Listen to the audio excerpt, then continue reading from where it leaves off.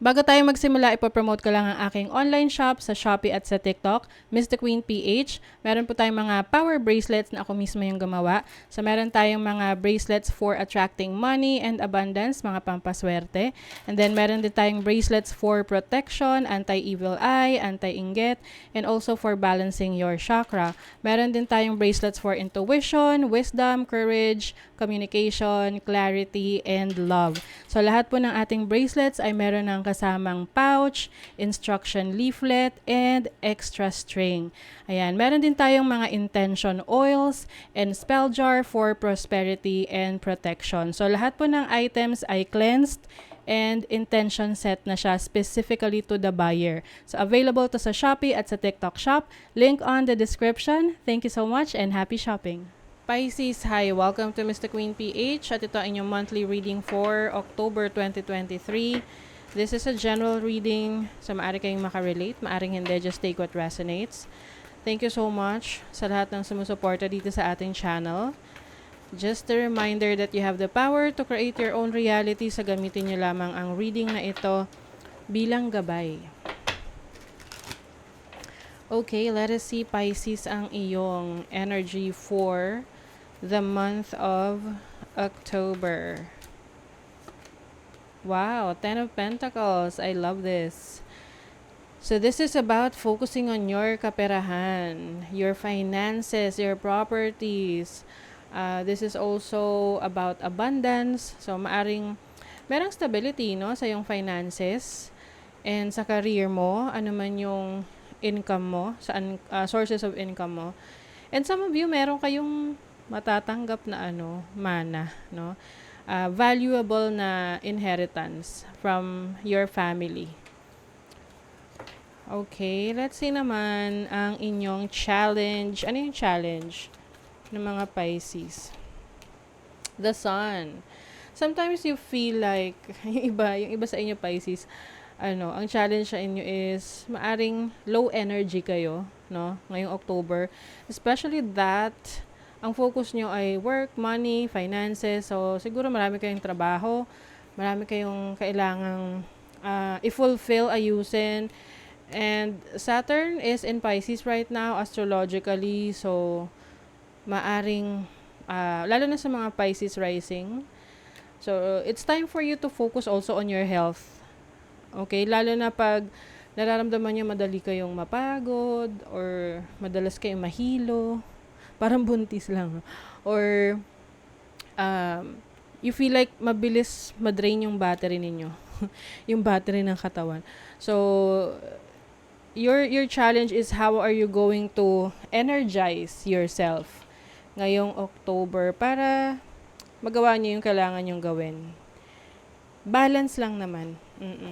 Kapag pagod, magpahinga. Yes. So, let's see your opportunity for Pisces. Six of Wands. Wow, ang ganda nito as an opportunity for you. This is success. Glory, triumph, victory. Six of Wands. So, especially to those na ang inyong career or trabaho ay nasa limelight or nasa public, no? You are in the public eye, mga artista dyan, or mga social media influencer na marami nakakanood, nakakita sa inyo. So, there's an opportunity for you to grow your social media presence, or even kahit na wala ka sa social media, pwedeng sa trabaho mo, sa career mo, sa area, sa field, no, na kung saan ka nagwo-work, mas makikilala ka doon. So, there's also a recognition. There's an opportunity for you to be recognized sa mga efforts na binibigay mo. Maraming nakaka-appreciate sa'yo. May mga, admirers. So, your blessing is the Seven of Wands. So, this is your courage. Siyempre, no, pag maraming admirers or you are really becoming so successful, grabe, sobrang powerful nitong mga cards na to for you, Pisces. Meron dyang mga, alam mo na, yung mga evil eye, mga inggit, envious of you, whether sinasadya nila or hindi. So, you have to really protect your energy. Okay? And with the Seven of Wands here as a blessing, meron kang kakayanan na i-ward off yon, no? Na salagin yan or protektahan yung sarili mo. Okay? So, that is also your blessing. You have protected ka. You are heavily protected. Let's see your energy for your money. Money, money, money, Pisces. Five of Cups. Merong, siguro yung iba sa inyo, meron kayong pagkakagastusan ngayong October na medyo pagsisisihan nyo na bakit kayo gumastos doon. This can be a big purchase. Okay? Malaking halaga. So, that's why, wag basta-basta maglalabas na malaking pera nang hindi kayo sure sa consequences nun.